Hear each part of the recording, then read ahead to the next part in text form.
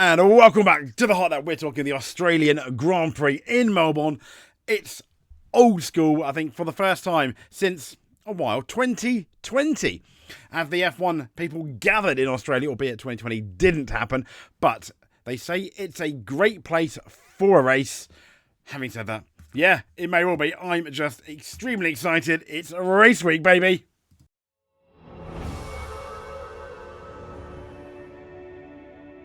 So, we're next in terms of Bill Goldberg. Who's next? It's Australian Grand Prix next. Yeah, I hope you don't mind that wrestling reference there, but it is going to be the Australian Grand Prix is next on the calendar. Melbourne Park, it has changed over the last few years.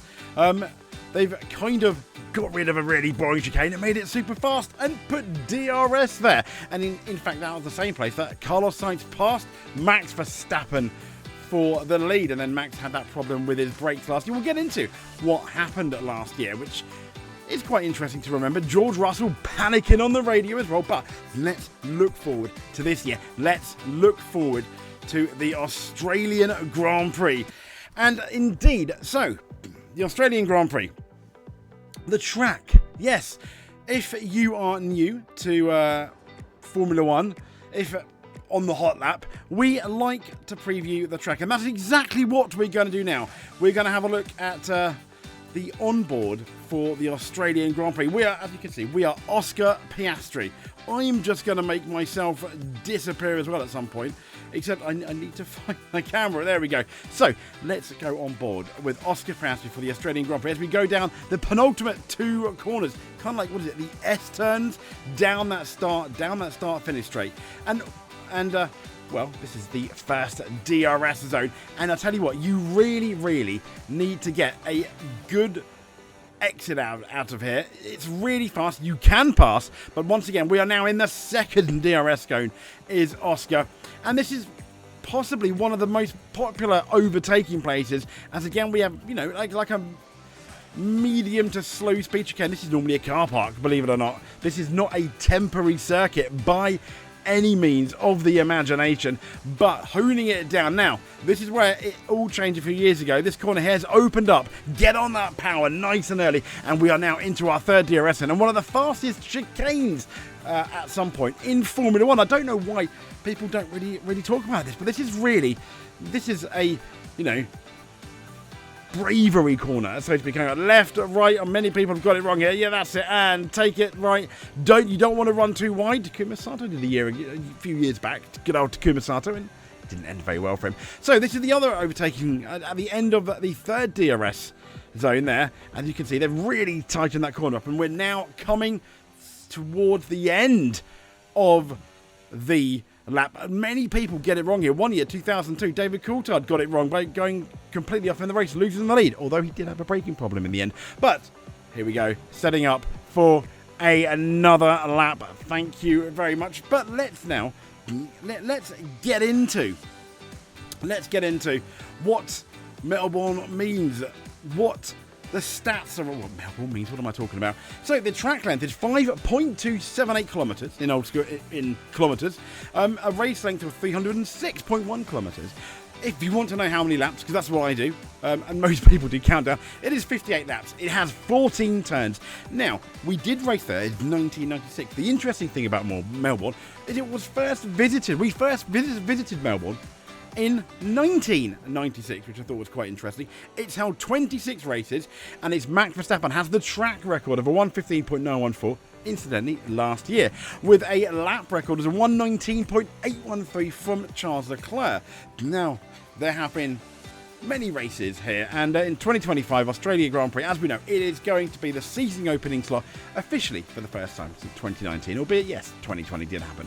Of all of its appearances on the calendar, we've got 2006, 2010, 2022, 23 and 24. They're the only years where the Albert Park has not been the opening round. Now, I know we test in Bahrain. I appreciate it makes sense to be, it absolutely makes sense to be testing in Bahrain. But the big but for me is I think Australia is an absolutely great. I think Australia is an absolutely great place for a race, and I think this should always be the season opener. Maybe it's just rose-tinted glasses, but I remember all those years ago, waking up or staying up. Even the races at 4 o'clock in the morning. This part they've brought it back a bit because it's about autumn when we do it here in March for Australia, and it gets dark a bit early, so they have brought it back, which is interesting. But yeah. So there have been 16 different winners, and Schumacher, though, has been the most successful guy here in 2000, 2001, 2002, and 2004. Ferrari, though, and this may bode well for Leclerc and Lewis Hamilton, are the team with the most Albert Park wins, with a total of 10 victories, including 4 in the last 6 races. And now Ferrari are the team with the most wins. Mercedes-powered cars had the most wins at the circuit, having won, though, 11 times in total, with both McLaren, Brawn as well in 2009. Don't forget that. And obviously Mercedes. Now British and German drivers are currently tied for the most wins with 9 apiece. You've got Finland and Spain are the only other multiple winners, with obviously Valtteri Bottas doing quite well, and Spain being victorious in 2006 in the guise of a certain Fernando Alonso, and 2024 thanks to Alonso and Carlos Sainz. But only 3 drivers have taken consecutive wins here. Schumacher holds the record for the most at Albert Park, having won 3 years in a row. That's 2000, 2001 and 2022. Both Vettel and Button are the only drivers to take back-to-back victories. And there have been 9 occasions, though, which a team has taken a 1-2, as recently as last year, I believe, with Ferrari, with, I think, Sainz and Leclerc. Was it a 1-2? Let me see. The most recent finishes, Ferrari in 24. Ferrari and Mercedes have the most 1-2 finishes of all. And there are 5 previous Australian Grand Prix winners on the grid. Who are they? Well, Hamilton, he's won twice in 08 and 2015. Fernando Alonso, Leclerc, Hamilton, and Verstappen and Sainz each have a single victory. Alonso won in 2006 and Leclerc won in 2022. Verstappen took a victory in 23 and Sainz claimed the win in 24. But as I said, is it looking good for Ferrari? Well, we'll get into that in a bit. We're going to get into all the drivers. But before I digress, I just want to share with you, whilst I was doing an on-track preview, I recorded them on F1 2024, this happened. I did a quick race, and there is us. We're Oscar Piastri going round the outside of a certain Lando Norris. Now, it is scheduled to potentially rain, but sadly, that's very much going to be on the Saturday, not the Sunday. I would absolutely love a wet race. I don't know about you, but I would absolutely love a wet race. Let's just see this properly, shall we? One more time. So let's queue up for it. We're about to see this one more time in full screen fashion for the Australian Grand Prix, as there we go around the outside of Lando Norris after a beautiful dummy. And there we go. Lando Norris is not giving us up, but as we are Oscar Piastri at the home Grand Prix, we're like, no, we're going to take you around the outside. Thank you very much for that. So, moving on from that, let's put an end to those shenanigans, shall we? Let's now talk about the drivers, shall we? Yes, the drivers. So, who is favourite, who is not? Last time for our season preview, we went alphabetically. I want to do that again, but let's go reverse alphabetically, starting with this guy here, Carlos Sainz. I predict Williams to do quite well. There was talk coming out of testing that Carlos Sainz, the Williams, Alex Albon, they could be the best of the rest behind the Big Four. Now, the Big Four being Mercedes, Ferrari, McLaren, how can I forget McLaren? And obviously Red Bull. And I wouldn't be surprised. Potentially it's going to be either them or Alpine. And I don't see why, for the life of me, I don't know why that would change. I don't see why that would change either. Why would it? So, Carlos Sainz, I expect to do really well. Really good. And the pressure's going to be on this guy from the offset, Alex Albon. If we remember with Colapinto coming into the Australian Grand Prix, how's he going to do? He didn't struggle against Colapinto, albeit he was nervous. Let's say he was nervous against Colapinto, and that's exactly what I think Alex Albon is going to probably be against Carlos Sainz. There's this new guy coming in who is going to be the number one in the team. Everyone thinks it's going to be Sainz. Can Alex prove them wrong? It would be great if he could. It would be great. So I predict Williams to have quite a solid Australian Grand Prix. But for RB, for both Isaac Hadjar and Yuki Tsunoda, I mean, He's a rookie. It's Isaac Hadjar's first official Formula. He's a proper rookie, unlike some of the other rookies that we'll get into. Proper rookie. I think he shares that mantle with one other driver in the stake team. But yeah, I predict he's going to potentially struggle. If either of the V card, both Hadjar and Tsunoda and Yuki Tsunoda make it out of Q1, I think for me, and them probably, if they're honest with themselves, that's going to be a success. I think, yeah, they'll be fairly happy with that, if I'm honest. So, yeah. But arguably the slowest, sadly, Gabri Bortoleto, got it right first time this time. They're probably going to be at the back. Everyone's saying the stake are the worst car, which is really, really sad. And it wouldn't surprise me between him and Hulkenberg. Do we expect him to beat Hulkenberg on his first try? No. Either mechanical something goes wrong with Hulkenberg, and if he does, absolutely fair play to Gabriele Bortoleto. But it's Nico Hulkenberg that's going to be carrying the team, at least I think, for the beginning parts of the year. It's this guy that's going to be carrying most of the team. But once again, if they make it out of Q1 like the V-Carb, I think that'll be a massive success, and they're going to have massive smiles on their faces. Now, some people have not been speaking about Lawson that much. I think the pressure's on him once again from the word go. Yes, technically they're saying he's a rookie. Yes, it is his first full season. He's got 10 races now plus, I think, under his belt. Is that really a rookie? No, probably not. But he was struggling more than Max Verstappen, was the general consensus in winter testing. So in terms of the team, so the Ferrari, McLaren, you've got Red Bull, and then you have Mercedes. So you essentially got 8 drivers we think could potentially win a race. Coming into this Australian Grand Prix qualifying, if he can I expect him to get out of Q1 and into Q3 comfortably. I'd like to think that has to be absolute minimum for Lawson. The big thing is where he's going to be. Some people are going to predict he's going to be 8th. He's going to qualify 8th. I think that would be okay. Anything on the first 3 rows would be really, really good. From what I'm hearing from the Red Bull camp, they're not particularly happy. And someone else who's not particularly happy is, he can be grumpy at times, can't he? Is Max Verstappen, Liam Lawson's teammate. He's apparently come out and said, no, it's written off victory for the Australian Grand Prix. I'm like, oh my gosh. Wow, that's one for the books. Yeah, so no victory, apparently, for Max Verstappen. I do expect him, though. Podium, you cannot write this guy off. Just like with the greats. You cannot write this guy off. Could he get a podium? Could he get a win? It wouldn't surprise me. I don't think he will. But I think it'll be wrong to say. I'll be really surprised if he gets a win. Oh, Red Bull talking down their chances. There's rumours of sandbagging. Mercedes were very good at it, coming out of the testing, going into Australia. Oh, we've got a really bad car, and then dominating. Now, I don't think, for the life of me, I don't think Red Bull are going to come in and dominate. Is a win out of the question? Maybe. Once again, I wouldn't be surprised, especially with a bit of rain at qualifying. The odd safety car. Max can put himself in a position where, given maybe a bit of luck or something going wrong, he can get a really good result. That's, he's one of the greats. So on to then Mercedes and Kimi Antonelli. I would make an argument that out of the rookies, equal to Bortoleto, I think he's got the less pressure on him because it's his first official F1 race. But yes, everyone's going to remind him that he's taken the place of Lewis Hamilton. Now, George Russell beats him. That's kind of expected, I think, at this point.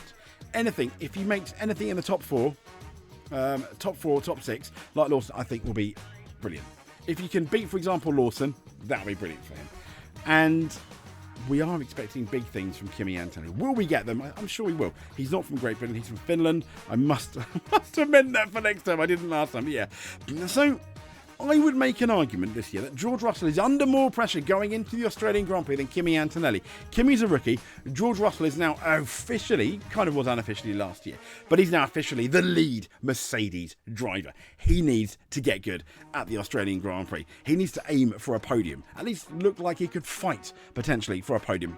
They're saying Mercedes are potentially best of the rest behind McLaren. The consensus is a lot of people are suggesting that McLaren have a slight advantage, a few tenths.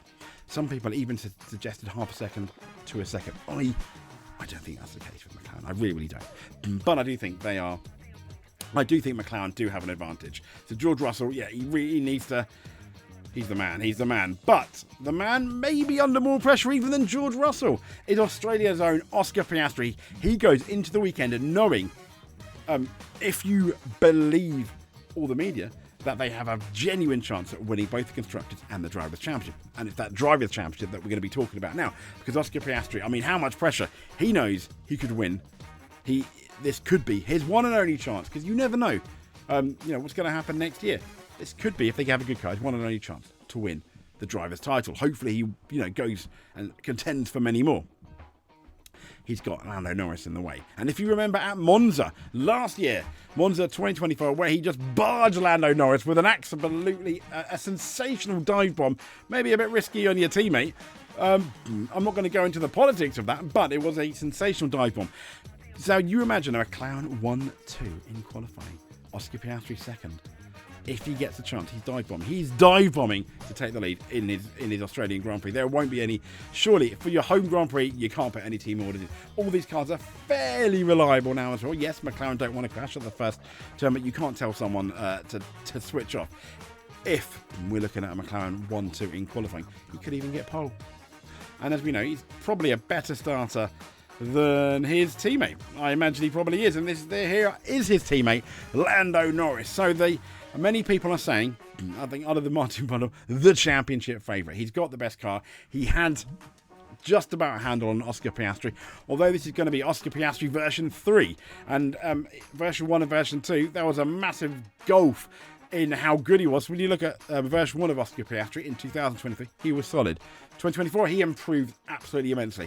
How much is Oscar going to improve this year? And that's certainly a question that Lando Norris is going to be having above his head. But I think Lando Norris is capable of winning the championship. As we said in our season preview, though, he just needs to believe in himself, have more confidence, and don't be Dick Dastardly on the track, but be more aggressive. You can still be fair and aggressive. So, next up then, we have another rookie and another Brit, Ollie Bearman. He is, it's going to be really interesting to see what happens between him and Ocon. Now, if he beats Ocon this year, or next year, because, it's going to be a multi-year deal, I think he'll be on his way to Ferrari when Lewis Hamilton retires. But therein lies the pressure. He is a man under pressure. I think he knows ultimately he's going to, at least, at the minimum, match Esteban Ocon throughout the season mostly. And maybe beat him a couple of times, but at least match him. And I think that's all that Haas, especially from the first few races, want. Could Haas score points? This is the thing. In testing, we don't know how fast Haas were. They were just going round and round and round on their race runs. How fast are they? Nobody really knows. That's what's so exciting. That's what's so exciting coming into the season. Now, the man that was turfed out of Alpine, Esteban Ocon, who at times looked like the man compared to Pierre Gasly, especially the first half of the season. But he got turfed out because he just doesn't play fair, apparently. I've always said this is the reason why he's had to scratch and bite his way to Formula One. When you look at the fact of how much he's given up and how much his family have given up, he didn't have the advantages of some. And I think that also plays out on the track. He wants to get everything, and I think he needs a solid season along with Ollie Bearman. I think if Ollie Bearman beats him profoundly, which I don't think is going to happen, but if Ollie Bearman beats him profoundly, I think his career is potentially over. I don't think it's going to happen. I think it'll be fairly easy, or he'll have the slight edge, at least in the first half of the season. In terms of Australia, they could score points. I think it's going to be the back end of the points, because obviously you've got Williams and Alpine, who are quite strong. So the prodigal son of Ferrari, Charles Leclerc. Yeah.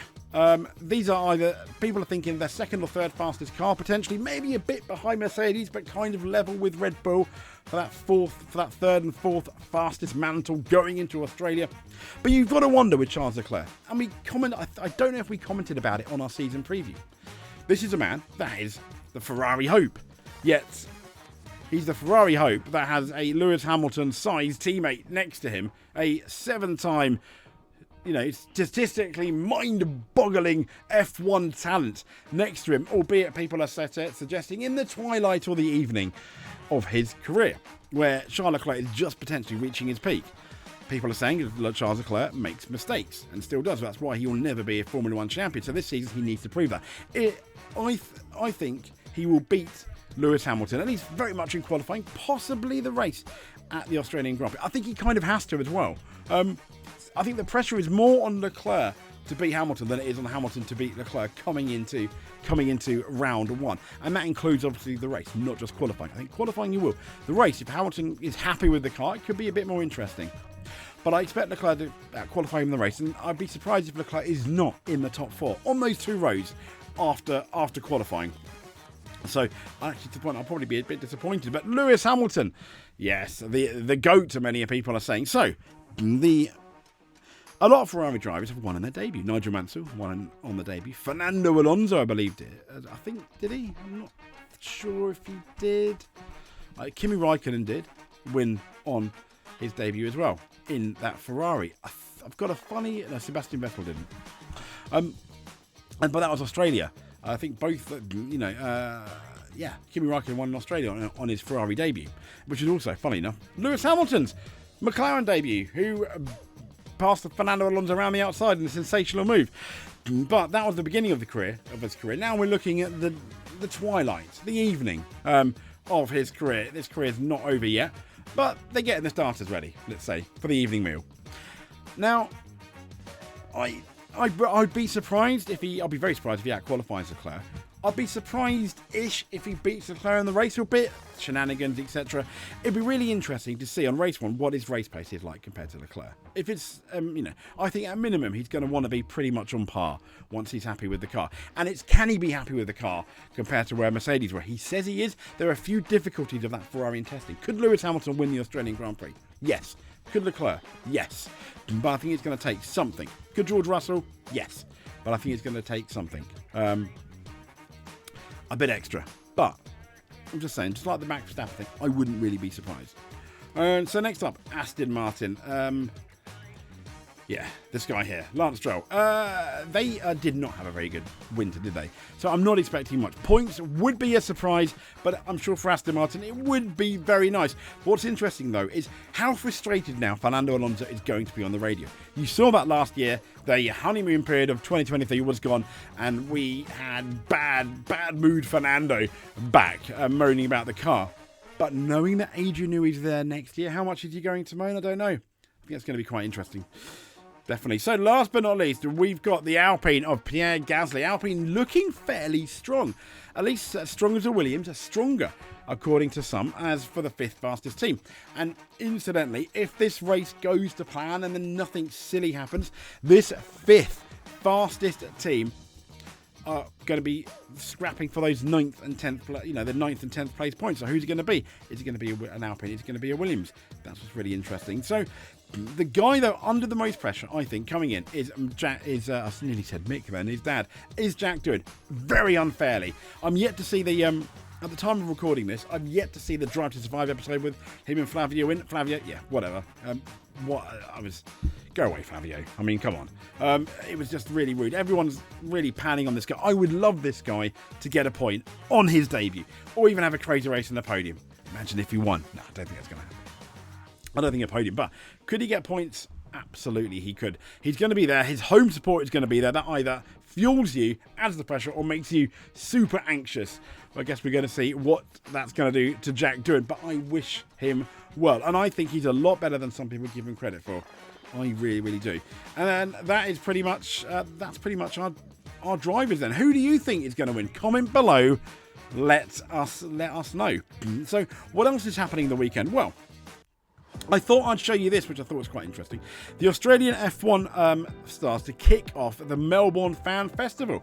This was, so you've got drivers Oscar Piastri and Doohan will attend the Melbourne Festival on Wednesday, the 12th of March, if you're in Australia. Other appearances, you've got Ferrari's reserve driver, both VCARB reserve driver Iwasa, and team principal Lauren Mecchi, Supercar Red Bull team. Supercars Walkinshaw and Andretti United. 2025 Dakar winner Daniel Chucky Saunders. I mean, it's not too bad. They're going to be Q&A Friday. Fast tickets for the Australian Grand Prix appear to be 90 $90. Not looking too bad at all. Now, and this is when it starts. Sky customers can watch here in the UK at 4 a.m. Sunday the 6th of March. I'm watching it with my brother. Oh, God. I'm going to have to get up. He lives about 20 minutes away. I'm going to have to get up at like 3:30 for that.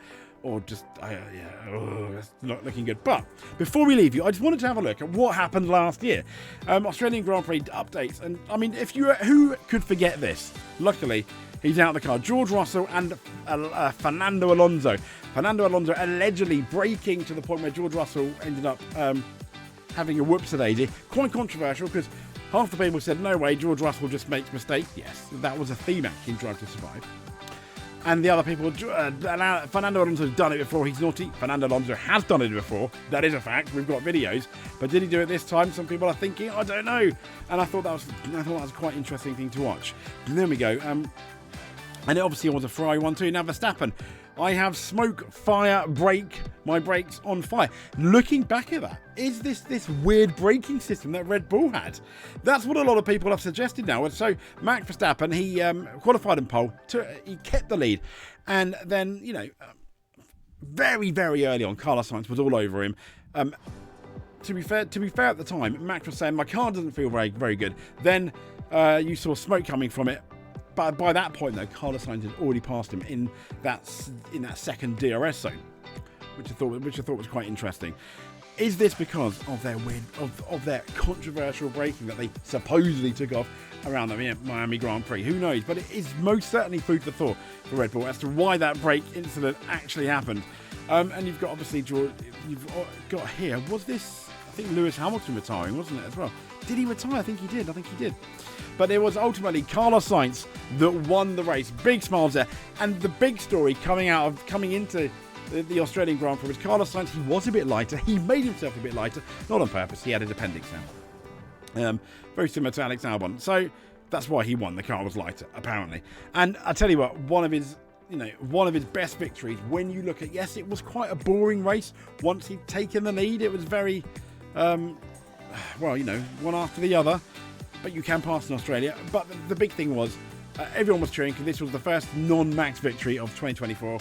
Where everyone thinking Red Bull are going to dominate again like 23. It was brilliant. And the irony being, it was Carlos Sainz again, like Singapore 23, to win that race. But one of his best performances, bearing in mind what he had to overcome. And even he said he was quite scared, going into the hospital, Saudi Arabian Grand Prix, etc. He came back. He had to have, obviously, special plasters where his scar was because it was still healing. He said he couldn't really walk for the first few days. So the fact that he came back and won, he wouldn't have been 100%, but he won a Grand Prix. Absolutely amazing. And before I go, I'd also like to say, for me, other than I think Silverstone, with that I've had in the past, beautiful trophies, the Cooper steering wheel, my favourite trophy of all the year that they give out. Mwah. Chef's kiss. Absolutely chef's kiss. Anyway, I tell you what, that was a lot of talking. I'm so sorry. Thank you very much for putting up with me. I really appreciate that. But that was, pray tell, quite a lot of talking. So anyway, if you made it to the end, please give us a massive subscribe. That would be amazing. Thank you very much.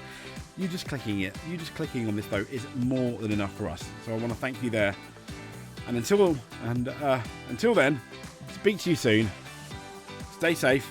And once again, thank you very much for